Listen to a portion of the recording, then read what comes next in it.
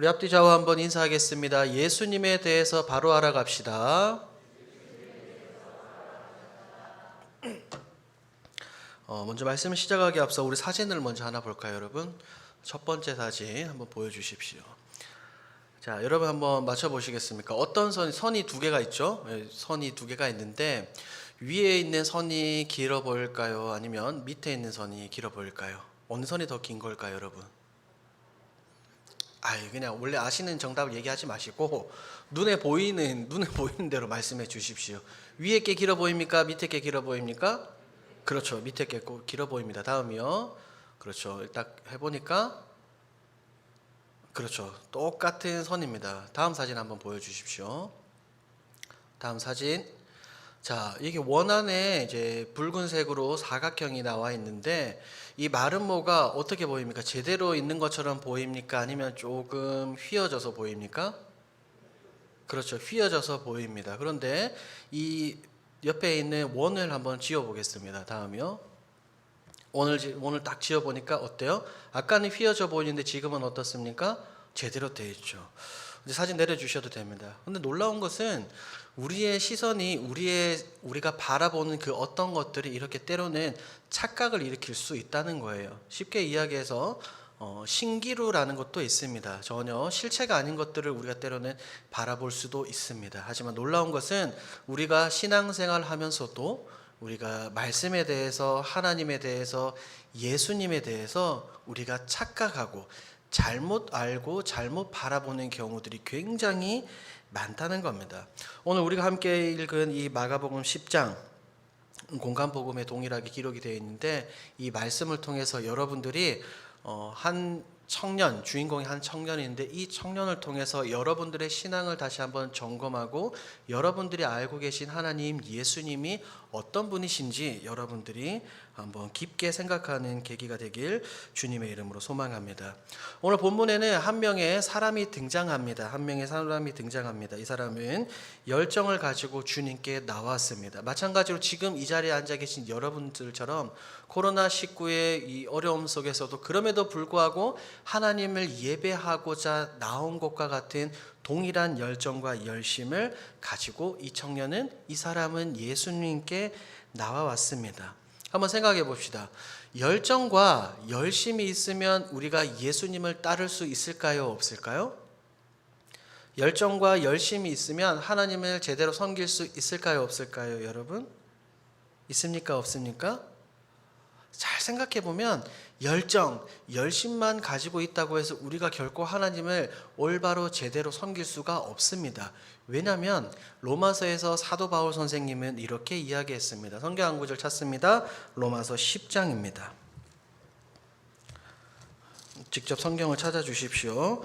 로마서 10장 2절 말씀입니다. 신약성경 252페이지에 기록이 되어 있습니다.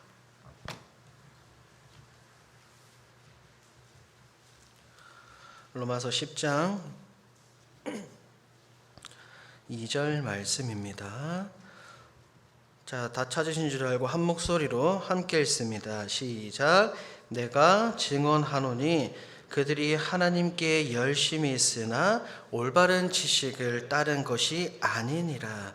지금 이 로마서 10장에서 바울 선생님은 누구에 관해서 이야기하고 있냐면 유대인들의 열심에 관해서 그가 이야기하고 있습니다.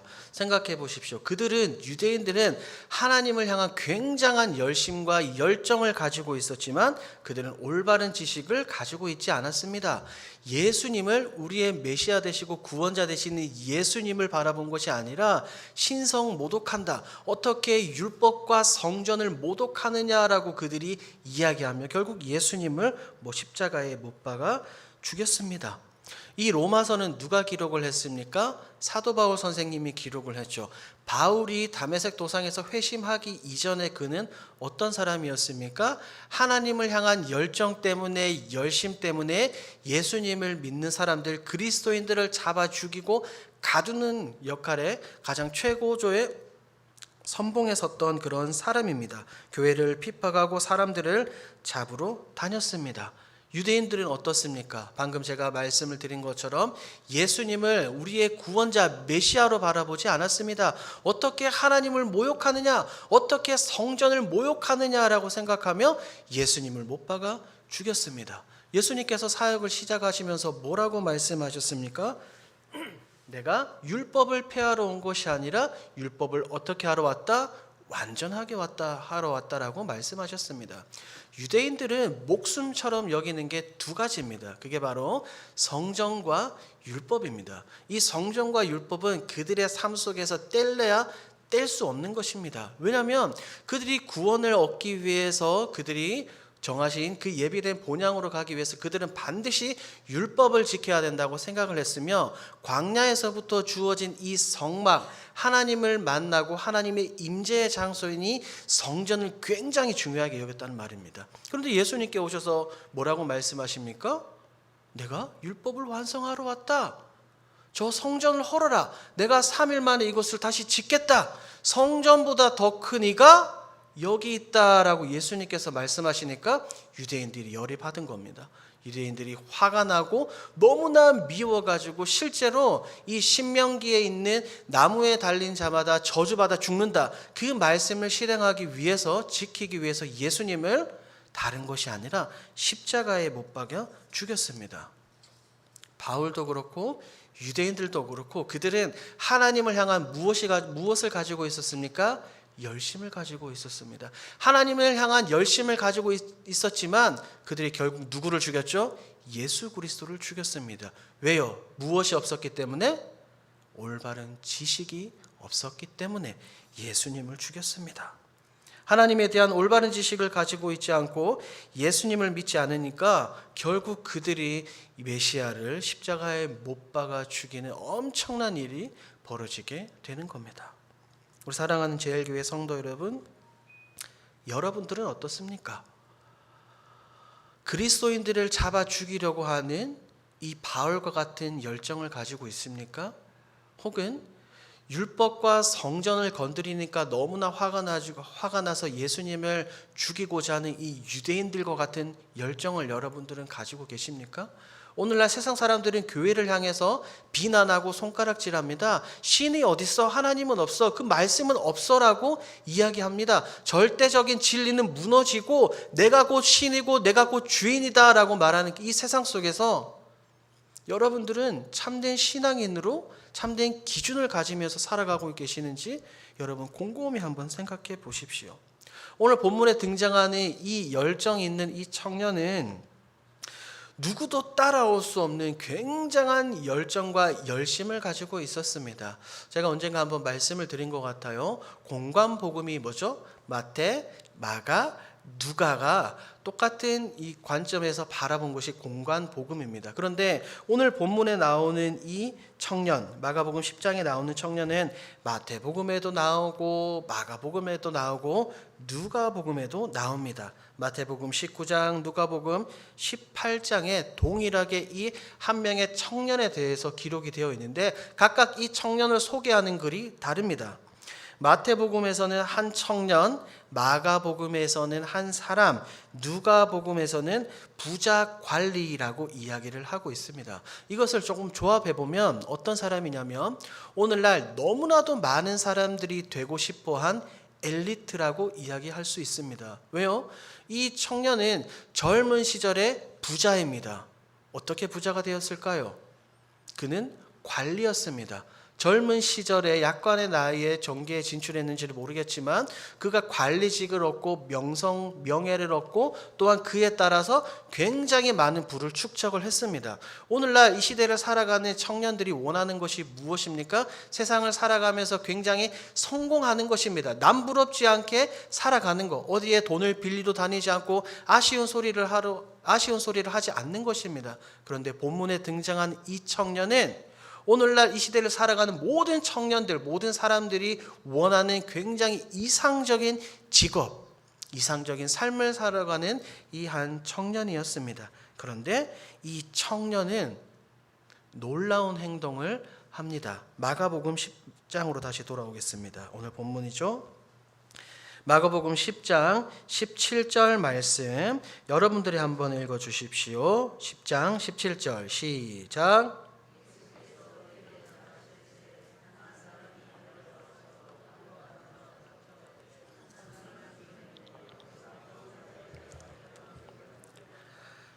자, 우리가 유대인이 아니기 때문에 이 17절을 바라볼 때는 그저 그렇구나, 그냥 이 청년이 달려와서 예수님께 무릎을 꿇었구나라고 생각을 하지만 유대인들의 관점에서, 그들의 입장에서 보면 이거는 굉장히 충격적인 겁니다. 이 청년이 예수님께 달려나와서 어떻게 합니까? 무릎을 어떻게 하는 거예요? 꿇습니다. 그런데 이거는 유대인으로서 사실은 있을 수가 없는 일이에요. 유대인이고 아까 제가 말씀드린 것과 같이 엘리트이고 관리이고 부자인 이 청년이 예수님께 나와서 무릎을 꿇는다. 이것은 있을 수 없는 일입니다. 왜냐하면 유대인들은 예수님을 인정하지 않거든요. 왜 인정하지 않죠? 제가 아까 말씀을 드렸죠. 성경과 율법을 건드리니까 내가 하나님의 아들이다라고 이야기하니까 이 유대인들이 예수님을 인정하지 않습니다. 그리고 더군다나 예수님의 출신 지역이 어디입니까? 나사렛이죠. 그리고 예수님의 직업이 뭐예요? 육신의 아버지 요셉을 따라 목수입니다. 목수. 성전도 건드리고 율법도 건드리고 출신도 보잘것없고 직업도 보잘것없습니다. 그리고 예수님을 따라다니는 사람들이 전부 다 누구입니까? 판사, 검사, 의사, 변호사, 기타 등등등 굉장히 돈 많고 세상에서 잘 나가는 사람들이 예수님을 따라다녔습니까? 아니요. 예수님을 따라다닌 사람들은 못 배우고 가진 것 없고 때로는 무식한 그런 어중이 떠중이들 같은 사람들이 예수님을 따라다녔습니다. 그러니까 유대인들의 입장에서는 예수님을 잘 인정하겠어요? 인정하지 않겠어요? 인정하지 않는다는 말입니다. 그런데 젊은 관리자 부자인 이 청년이 예수님께 나와서 무릎을 딱 꿇는다고요? 이건 있을 수 없는 일입니다. 어느 정도로 유대인들이 예수님을 인정하지 않았냐면 예수님께서 고향에 돌아가셔서 회당에서 말씀을 전하십니다. 회당에서 많은 사람들에게 하나님의 말씀을 설교를 하실 때 사람들이 뭐라고 이야기하면 이렇게 이야기합니다. 이는 그 목수의 아들이 아니냐라고 이야기하면서 모였던 사람들이 예수님의 출신과 성분을 알고 그들이 뿔뿔이 흩어져서 그냥 다 돌아가 버립니다. 거의 모든 유대인들이 다 예수님을 싫어하고 예수님을 인정하지 않았습니다. 잘 생각해 보세요. 요한복음 3장 말씀을 보면 밤에 다른 사람들은 몰래 예수님을 찾아온 사람이 있습니다. 그가 누구일까요? 산헤드린 공의원 니고데모죠. 이 니고데모는 유대인들의 입장에서 천국 갈 사람들을 줄 세우면, 그럴 리는 없겠지만 천국 가는 순서를 딱 매기면 이 니고데모, 산헤드린 공의원 니고데모는 앞에서 한 5번째 혹은 10번째 안에, 그들의 기준에서 봤을 때 10번째 안에 꼭 서 있는 사람입니다. 그런데 이 산헤드린 공의원 니고데모가 밤중에 예수님을 찾아옵니다. 왜 밤중에 찾아왔을까요? 왜요? 부끄럽거든요. 한낱 나사렛 출신이고 목수이고 어중이 떠중이들을 데리고 다니는 그 지도자에게 나와서 구원을, 거듭남을, 영생을 묻는다는 것 자체가 다른 사람들의 보기에 굉장히 부끄럽고 자신의 명예에 실추되는 일이기 때문입니다. 그러니까 이 니고데모가 밤에 찾아오는 겁니다. 그런데 오늘 이 본문에 등장하는 한 명의 청년은 어떻습니까? 모두가 싫어하는 예수, 니고데모조차도 밤에 찾아오는데 이 청년은 낮에 예수님께서 길을 가실 때 다른 사람들의 시선을 하나도 의식하지 않고 달려와서 예수님께 무릎을 딱 꿇는 모습을 볼 수 있습니다. 이 청년 열정이 있는 사람입니까? 없는 사람입니까? 있는 사람이에요? 없는 사람이에요? 굉장한 열정과 열심을 가지고 있습니다. 사실은 이 예배당에 앉아있는 그 누구보다도 열정을 가진 사람입니다. 보통 사람으로는 할 수 없는 엄청난 일을 이 청년은 한 겁니다. 그런데 예수님께 달려와서 무릎을 꿇고 이 청년은 묻습니다. 다시 한번 더 17절 말씀 함께 읽습니다. 시작.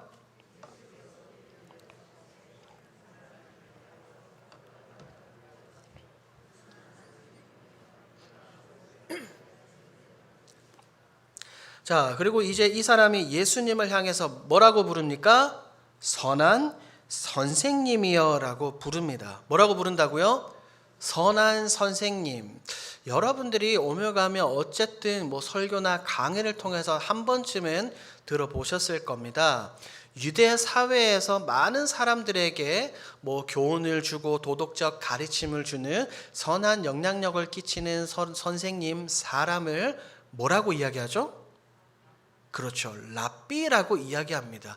그러니까 지금 이 청년이 예수님께 나와서 무릎을 꿇고 선한 선생님이여 라고 불렀다는 것은 이 청년은 지금 예수님을 뭐로 보고 있는 거예요? 랍비로 보고 있는 겁니다. 그런데 잘 생각해 보십시오. 예수님은 랍비입니까? 랍비가 아닙니까? 랍비예요, 아니에요? 랍비가 아닙니다. 랍비가 되기 위해서는 태어날 때부터 굉장히 특출난 교육을 받아야 됩니다. 어떤 기관에 소속되어서 그가 토라, 율법의 말씀을 전부 다 달달달 외우고 율법에 능통하고 다른 사람들에게 알려줄 만큼 굉장히 훈련된 사람이어야 합니다. 그런데 예수님의 출신과 예수님의 직업은 뭐라고요? 나사렛 목수거든요, 목수. 그런데 이 청년이 이 목수인 예수님께 나와서 랍비어라고 한 다음에 무엇을 묻습니까? 한번 보겠습니다. 선한 선생님이여, 내가 무엇을 하여야 영생을 얻으리까? 이 청년은 지금 구원에 관해서 굉장히 관심을 가지고 있습니다. 영생에 대해서 묻고 있습니다. 자, 저를 다시 한번 보십시오. 공간복음에서 보니까 이 청년의 직업이 뭐라고요? 관리, 부자, 엘리트. 그런데 이 청년이 목수인 예수님께 나와서 무엇을 묻는다고요? 구원을 묻는다고요. 이 청년은 자신의 구원에 대해서 확신을 하고 싶고 자신의 구원을 다시 한번 되새겨 볼 만큼 굉장히 열정적인 사람입니다. 모든 것을 다 제쳐놓고 누가 보든 말든 질문하는 신앙에 대한 굉장한 열정을 가지고 있는 사람들입니다. 저는 여기서 여러분들에게 이렇게 질문을 하고 싶습니다. 여러분들은 이 본문에 등장하는 한 사람의 이 청년, 부자, 관리가 예수님께 구원에 관해서 영생에 관해서 물었던 것처럼 여러분들은 단 한 번도 여러분들의 구원에 관해서 영생에 관해서 진지하게 생각해 보신 적이 있습니까? 내가 진짜로 예수님을 믿고 있는가? 내가 진짜로 하나님을 사랑하고 하나님을 섬기고 있는가?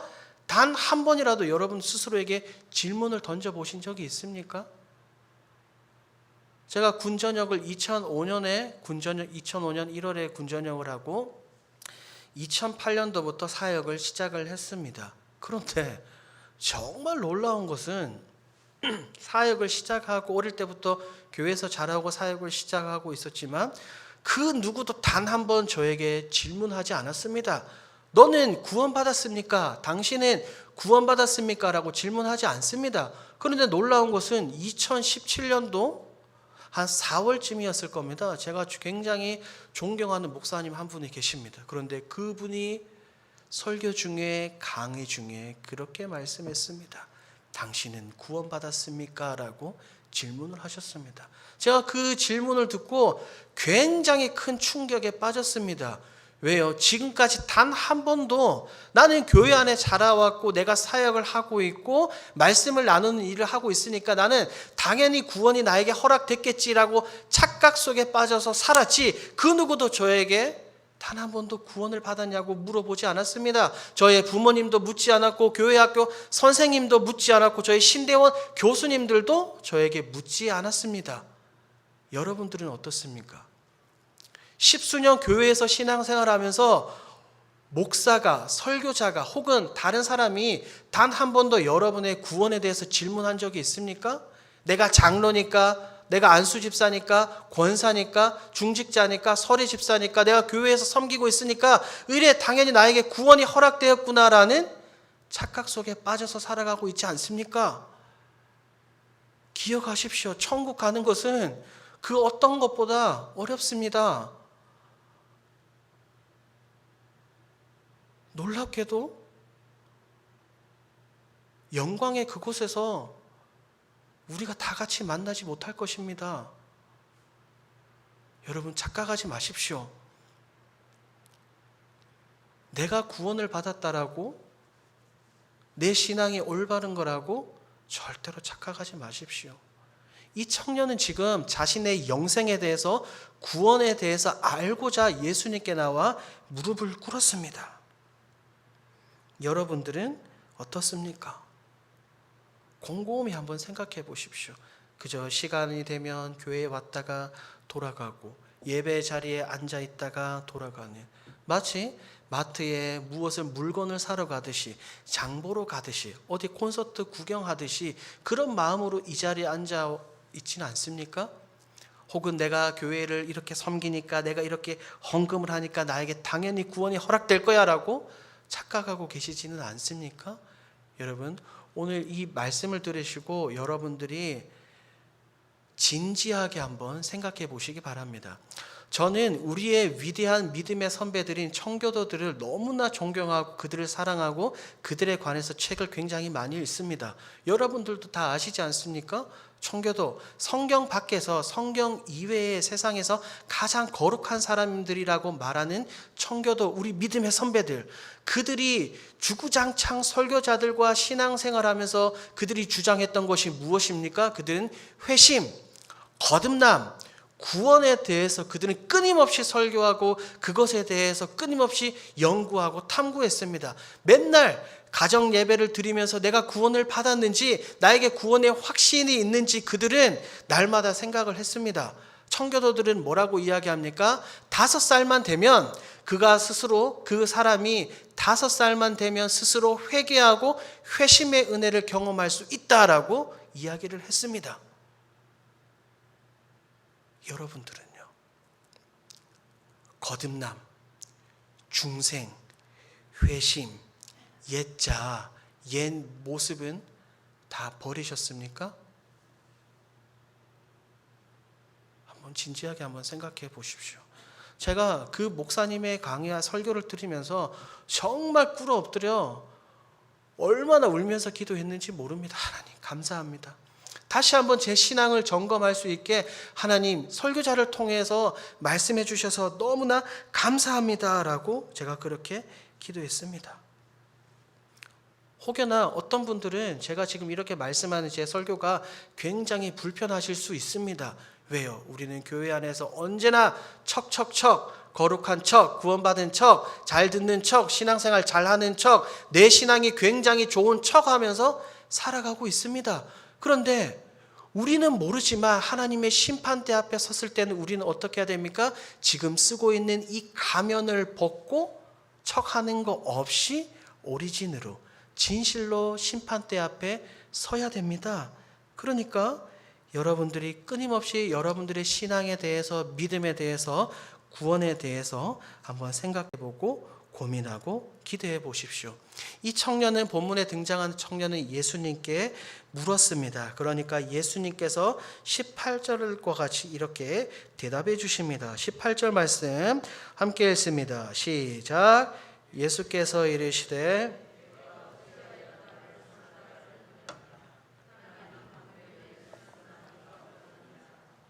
자, 17절에서 이 청년은 예수님을 향해서 선한 선생님이여 라고 이야기했으니까 예수님께서 거기에 대해서 대답을 하는 거예요. 야, 네가 지금 나를 보고 선한 선생님이라고 이야기했냐? 선한 분은 하나님 한 분밖에 계시지 않는데 왜 너는 그것도 모르고 지금 나와서 나한테 선한 선생님이다 라고 이야기를 하는 거냐라고 도리어 이 청년에게 예수님이 질문을 하는 겁니다. 제가 여러분들에게 한 번 더 다시 한번 질문을 하도록 하겠습니다. 예수님은 랍비를 떠나가지고 사람들에게 많은 영향력, 선한 영향력을 끼친 선한 선생님입니까? 선한 선생님이세요? 좀 약간 아리까리하시죠? 그럼 이렇게 한번 질문을 해보도록 하겠습니다.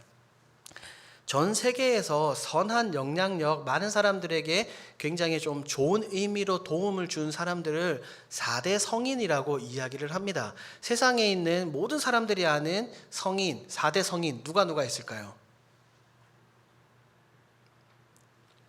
누가 있을까요? 자신 있게 한번 이야기해 보십시오. 누구요? 불교의 부처를 이야기하기도 하고, 이슬람의 누구를 이야기합니까? 마호메트를 이야기를 하기도 합니다. 그리고 또 중국의 누구를 이야기합니까? 공자를 이야기하고, 굉장히 또 많은 사람들이 예수님을 이야기합니다. 자, 부처, 마호메트, 공자, 예수님 4대 성인이 맞습니까? 맞습니까? 아닙니까?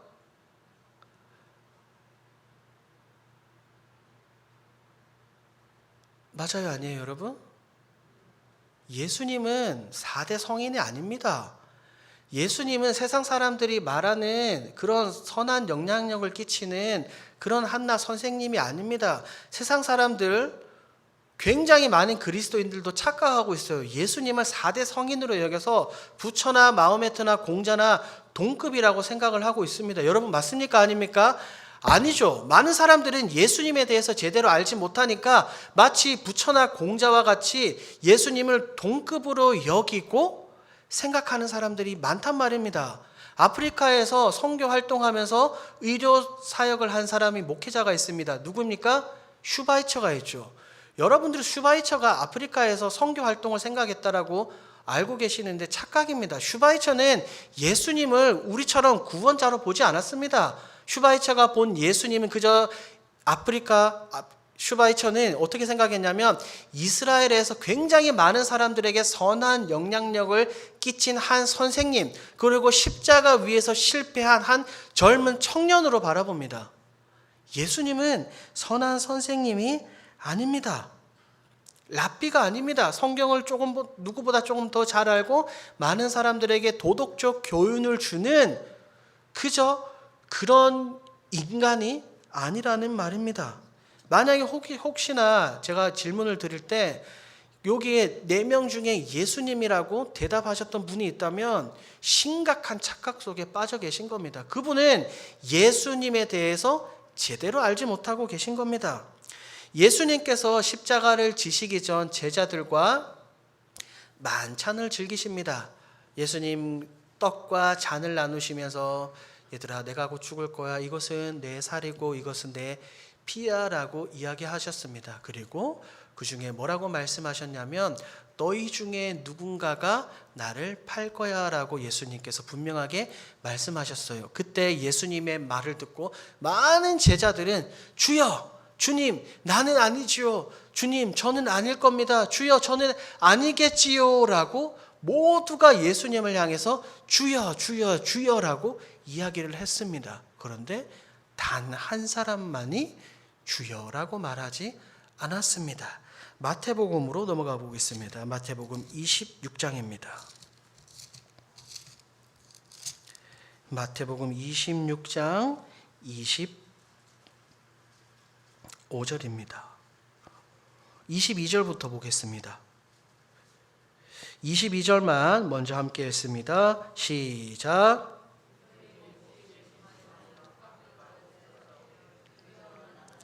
자, 제자들이 몹시 근심해서 예수님께 묻습니다. 주여 주여 주여 나는 아니지요 라고 묻습니다. 그런데 25절 여러분들이 큰 목소리로 읽어주십시오. 시작.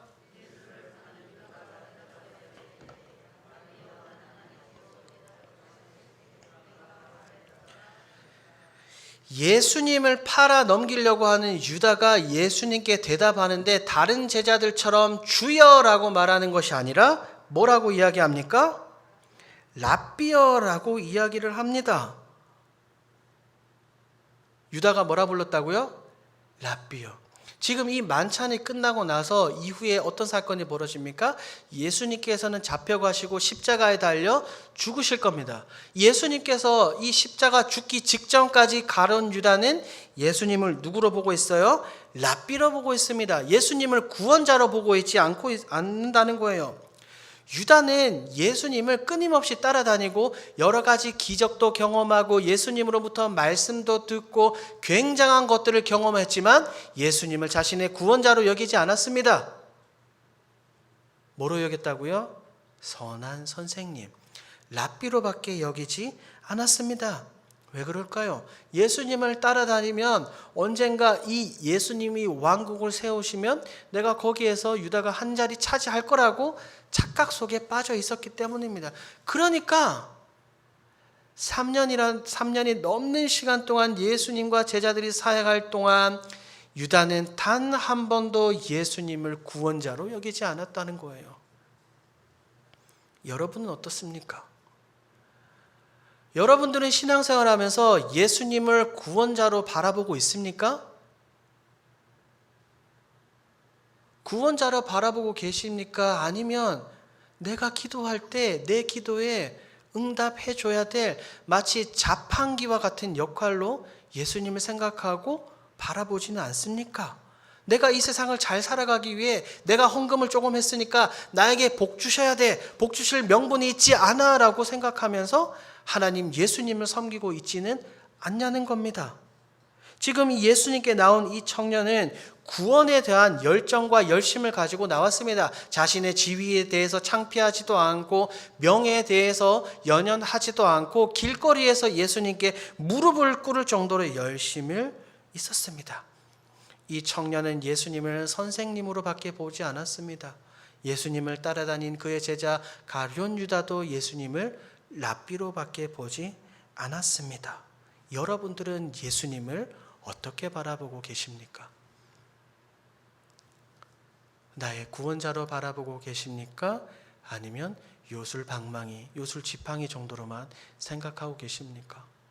사도 바울은 다메섹 도상에서 그가 회심을 하고 난 후에 사울로 살던 이전의 삶은 완전히 다 지워버리고 이제 하나님께 붙들린 사람으로서 살아갑니다. 그가 복음을 전하기 위해서 자신의 목숨을 아끼지도 않습니다. 복음을 전하다가 두들겨 맞습니다. 돌에 맞아 죽은 것 같아서 사람들이 들고 저기 성 밖에 던집니다. 배를 타고 가다가 광풍을 맞기도 합니다. 독사에게 물리기도 합니다. 많은 사람들이 그를 죽이지 않으면 죽일 때까지 먹고 마시지 않겠다고 결단한 사람도 있습니다.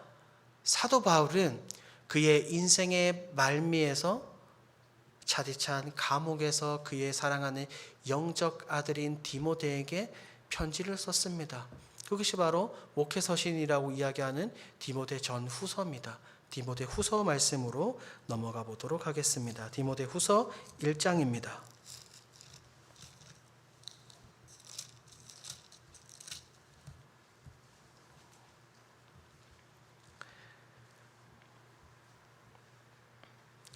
디모데 후서 1장 12절입니다.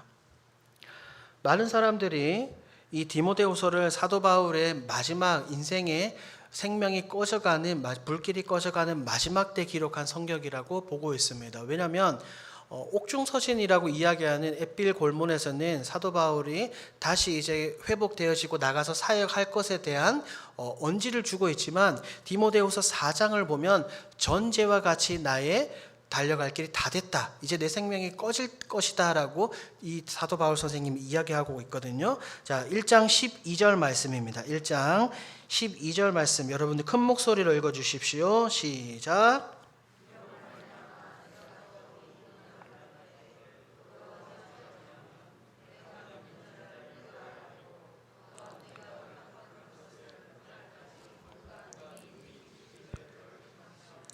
자, 바울은 분명하게 이야기합니다. 자신이 지금 이 모진 고통을 당하고 지금 감옥에서 곧 죽을 위기에 처해 있지만 그가 이야기합니다.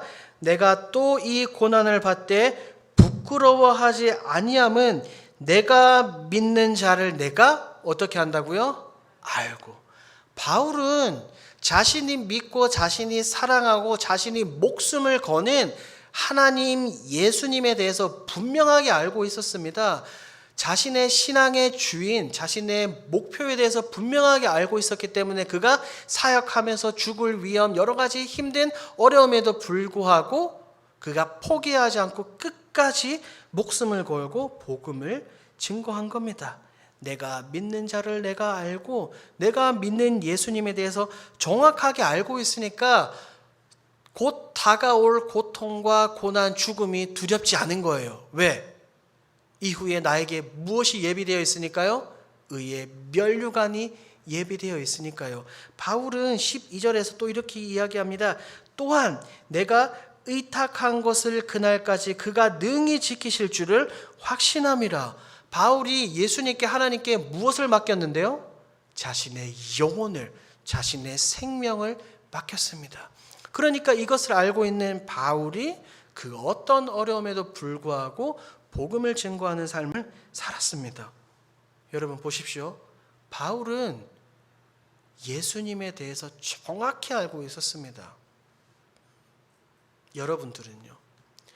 여러분들은 나의 구원자이고 나의 소망, 희망이라고 말하는 예수님에 대해서 얼마나 알고 계십니까? 제가 아마 작년 8월인가 9월쯤에 소요리 문답 설교를 하면서 이 삼위일체 하나님에 대해서 설교를 하면서 옆 사람 앉은 사람과 하나님에 대해서 예수님에 대해서 설명해 보십시오라고 질문을 드렸던 적이 있습니다.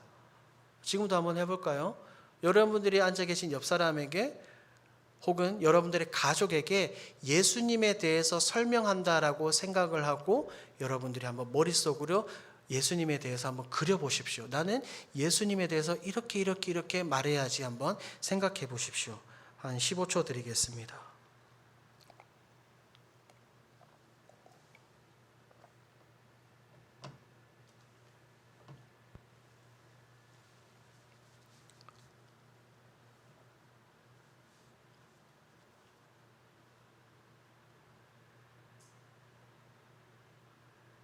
여러분들이 알고 계신 예수님은 어떤 분입니까? 대다수가 죄송하지만 예수님에 대해서 이야기해 보세요라고 말하면 대다수가 어디 정도에서 그치냐면 그저 하나님의 아들입니다. 우리 죄를 위해서 십자가에 달려 돌아가셨습니다. 3일 만에 부활하셨습니다. 그리고 승천하셨고 언제 올지는 모르겠지만 언젠가는 오실 겁니다. 이 틀에서 벗어나지 못하실 겁니다. 지금 당장 누군가에게 불신자에게 예수님에 대해서 설명을 하라고 그러면 아마 대다수가 15초 혹은 20초 길게는 1분을 못 넘기실 겁니다. 누구에 대해서 말하라고 하면요? 예수님에 대해서 말하라고 하면요. 그러면 이렇게 한번 생각해 봅시다. 내가 사랑하는 가족, 내 남편, 내 아내, 내 자식에 대해서도 무엇을 좋아하고 무엇을 싫어하고 성격이 어떤지 그가 생각하는 것은 무엇인지 굉장히 잘 알고 있는데 내 구원의 대상이라고 말하는 예수님에 대해서는 여러분들이 얼마나 잘 알고 있냐는 거예요. 성경은 예수님에 대해서 굉장히 풍성하게 이야기하고 있습니다. 물론 예수 천국 불신 지옥 맞습니다. 그런데 예수님을 그저 천국 가는 하나의 그냥 버스 티켓처럼만 생각해서는 안 된다는 거예요. 제가 말씀을 드렸잖아요. 예수님은 신약 성경에만 나오는 것이 아니라 창세기부터 계시록에 이어지는 하나의 큰 주제, 하나의 큰 흐름입니다. 구약에서 예수님의 존재가 확실하게 드러나지는 않았지만 그림자로서 이 예수님에 대해서 예표하는 것들이 굉장히 많아요. 그런데 오늘날 우리가 예수님에 대해서 설명할 때 간단하게밖에 설명을 못한다는 말입니다. 그러니까 여러분들은 예수님에 대해서 알고 계신 겁니까? 모르는 겁니까? 오늘날 우리의 문제가 바로 저의 문제가 이런 겁니다. 제가 여러분들을 정죄하는 것이 아닙니다. 제가 이 설교를 사실은 중고등부 학예 수련회 때 설교 아이들과 나누면서 이것을 준비하면서 제가 먼저 가슴을 치며 주님 앞에 울면서 회개했습니다. 나는 과연 예수님에 대해서 얼마나 알고 있는가? 내 신앙의 목표, 나의 구원자, 내 사랑의 대상인 예수님에 대해서 정확하게 알고 있는가라고 저는 끊임없이 고민을 해봤습니다. 이것은 우리의 문제입니다. 이 사람이 구원에 대해서 영생에 대해서 관심이 있었으면 달려와서 예수님께 나와 무릎을 꿇고 내가 무엇을 해야 구원을 얻습니까? 라고 물어봐야 됐던 것이 아니라 주님, 십자가에 달린 한편 강도처럼 나에게 구원을 허락하옵소서, 낙원에서 저를 기억하여 주옵소서라고 그가 이야기를 했어야 합니다. 이 청년은 열심을 가지고 있을지는 몰랐으나 잘못된 열심이었습니다. 틀렸습니다. 구원자이신 예수님에 대해서 알고 있었던 것이 아니라 선한 선생님 랍비어라고 생각을 했습니다. 다시 오늘 본문으로 들어와서 마가복음 10장 17절. 이 청년이 또한 심각한 착각 속에 빠져 있는 것이 있습니다. 17절 말씀 여러분들이 한 번 더 다시 읽어 주십시오. 시작.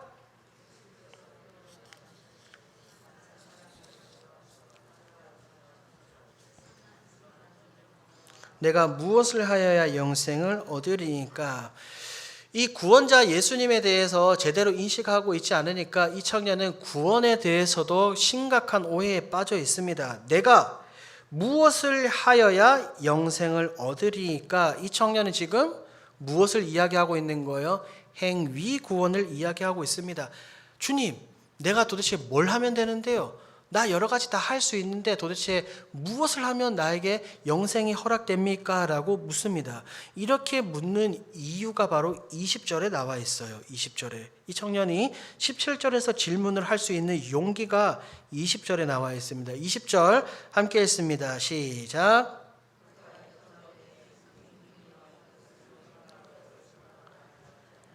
자, 보십시오. 이 청년이 20절에서 굉장히 자신감을 나타내 보이고 있죠. 19절에서 예수님께서 여러 가지를 율법을 말씀하시니까 20절에서 내가 어릴 때부터 이것을 다 지켰습니다. 그러니까 17절에서 주님 말만 하십시오. 예수님 당신이 이야기하는 이것을 내가 지키겠습니다. 내가 행동하겠습니다. 라고 질문을 하는 겁니다. 그런데 예수님께서는 그의 질문을 듣고 21절에서 행위 구원에 대한 감각을 가지고 있는 그 청년의 생각을 완전히 깨뜨려 버리십니다. 21절 말씀 함께 읽습니다. 시작.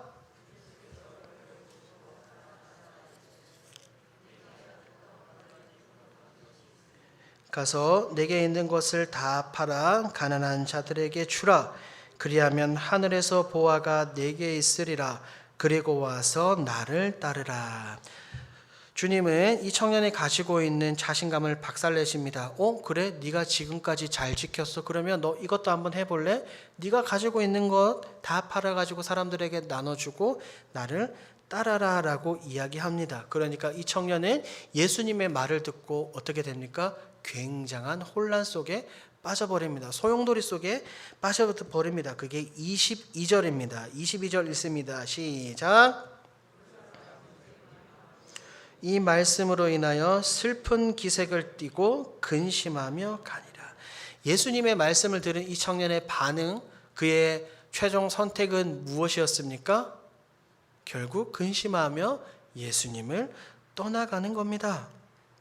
재산을 팔아서 나눠주고 나를 따라와라. 즉 네가 나를 선한 선생님이라고 불렀잖아. 그러면 너도 너가 가진 재산 다 팔아가지고 사람들에게 나눠주는 선한 영향력을 끼치는 것뿐 아니라 그것을 넘어서서 재물과 명예 이런 것들을 다 버리고 우상을 다 버리고 이제는 나만 따르고 나만 섬겨라 라고 말씀하시는 예수님의 말을 듣고 이 청년은 회심하지 않고 그저 뒤를 돌아서 갑니다. 더 이상 이 청년이 어떻게 됐는지 성경은 분명하게 이야기하고 있지를 않습니다.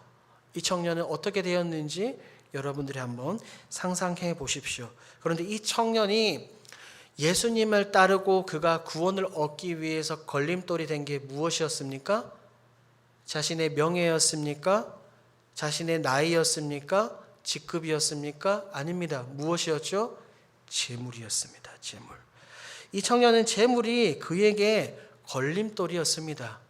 여러분들에게 오늘날 하나님은 예수님을 사랑하는데 걸림돌이 되는 것이 무엇입니까?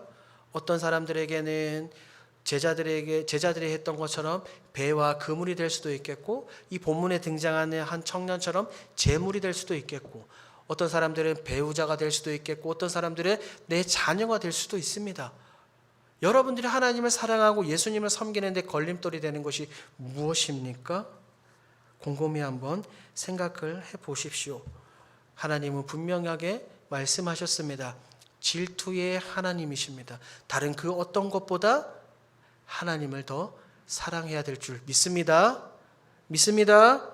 우리는 이런 착각 속에 빠져서 살면 안 됩니다. 지금 이 청년은 굉장한 열심을 가지고 예수님께 나와서 질문을 했지만 이 청년은 착각에 빠져 있습니다. 주님의 말 한마디에 고민하며 돌아갔습니다. 지금까지 살아오면서 모든 율법을 다 지키고 단 한 번도 신앙의 노선에서 벗어난 적이 없다라고 생각하는 이 청년이었습니다. 그러니까 구원을 내가 가지고 있다라고 생각을 했던 거예요. 착각 속에 빠져서 살아갔습니다. 우리는 때로는 이런 착각 속에 빠져서 살아가지는 않습니까? 다른 사람들이 내 모습을 볼 때 내 신앙에는 문제가 없어 보입니다. 내가 내 모습을 봐도 거울을 봐도 내 신앙에 문제가 없어 보입니다. 전혀 문제가 없어 보입니다. 그러니까 나는 괜찮아. 나에게 구원이 허락됐을 거야. 나 지금 잘하고 있어라고 스스로 생각하고 계시지는 않습니까? 이런 사람들은 다른 곳이 아니라 오늘날 교회 안에 굉장히 많이 있습니다. 이 청년은, 본문에 등장하는 청년은 제가 될 수도 있고 여러분들이 될 수도 있습니다. 그러니 우리는 어떻게 해야 됩니까? 자기 자신을 스스로 잘 살펴봐야 됩니다. 이 청년의 문제는 재물이었습니다. 이 청년의 자신의 문제가 언제 드러났습니까? 말씀이신 예수님 앞에 나오니까 그의 문제가 완전히 드러났습니다. 우리도 동일합니다. 죄인된 우리가 하나님의 말씀 앞에, 예수님의 말씀 앞에 나오면 우리가 가진 문제가 드러나기 시작을 하는 겁니다. 죄인된 내 모습, 부족한 내 모습, 불순종하는 내 모습 완전히 100%싹 드러나기 때문에 사실은 우리는 오늘날 말씀을 가까이 하지 않습니다. 말씀 앞에 내 자신을 놓지 않습니다. 말씀을 비춰 내 자신을 바라보지 않아요. 왜? 나의 부족한 모습이 그대로 드러나기 때문입니다. 그러니까 말씀을 읽지도 않고 묵상하지도 않고 말씀 연구하고 공부하는 이런 훈련에도 잘 참석하지 않습니다. 진지하게 말씀을 붙들고 꿇어 엎드려 울어본 적이 없습니다. 왜? 내 내면을 그대로 돌아볼 수 있기 때문입니다. 히브리서 기자의 말씀처럼 하나님의 말씀은 좌우에 날성검과 같아서 우리의 심령 골수를 찔러 쪼개니까요. 우리는 죄인이기 때문에 이 사실을 알고 있습니다. 그러니까 말씀을 가까이 하지 않는 겁니다. 제가 지난주에 중고등부 헌신예배 설교를 하면서 잣 이야기를 했습니다. 잣 이야기. 어떻게 하면 이게 가라지인지 제대로 된 건지 진짜인지 가짜인지 구별할 수 있다고 말씀을 드렸죠. 물을 부어보는 수밖에 없습니다. 진짜와 가짜를 구별하는 방법은, 진짜 신앙인, 가짜 신앙인을 구별하는 방법은 한 가지밖에 없습니다. 말씀 앞에 서는 것, 말씀을 대하는 것. 말씀을 대하기 시작할 때에 여러분들이 진짜인지 가짜인지 알 수 있습니다. 말씀을 가까이 하십시오. 풀은 마르고 꽃은 시드나 영원한 것은 하나님의 말씀밖에 없습니다. 이 말씀을 붙들고 살아가는 저와 여러분들이 되시길 주님의 이름으로 소원합니다. 우리 사랑하는 제일교회 성도 여러분, 저는 여러분들에게 진심으로 권면드립니다. 말씀 앞에 올바로 한번 진지하게 서 보십시오. 내 생각, 내 직분, 내 신앙의 연수, 기타 등등 모든 것을 다 내려놓고 어린아이와 같은 심정으로 말씀 앞에 한번 서 보십시오. 그리고 그 말씀 앞에서 나의 신앙에 대해서, 나의 구원에 대해서 깊이 고민하고 생각해 보십시오. 내가 하나님을 사랑한다면, 여러분들이 하나님을 사랑한다면 하나님의 마음과 뜻이 기록된 이 말씀을 가까이 할 수밖에 없습니다. 이것을 기억하시고 오늘 본문에 등장하는 청년처럼 먼저는 열심히 있는지 스스로에게 생각해 보시고 질문을 던져보시고, 또한 두 번째로는 바른 지식으로 예수님을 알고 섬기는지 여러분들에게 질문을 해보십시오. 그리고 다른 것이 아니라 올바른 지식으로 삼위일체 하나님, 전능하신 하나님, 우리의 발을 반석 위에 세워주시는, 놓아주시는 그 하나님, 예수님만 믿고 사랑하고 섬기며 나가는 우리 점천제일교회 모든 성도들이 되어지길 주님의 이름으로 소원합니다.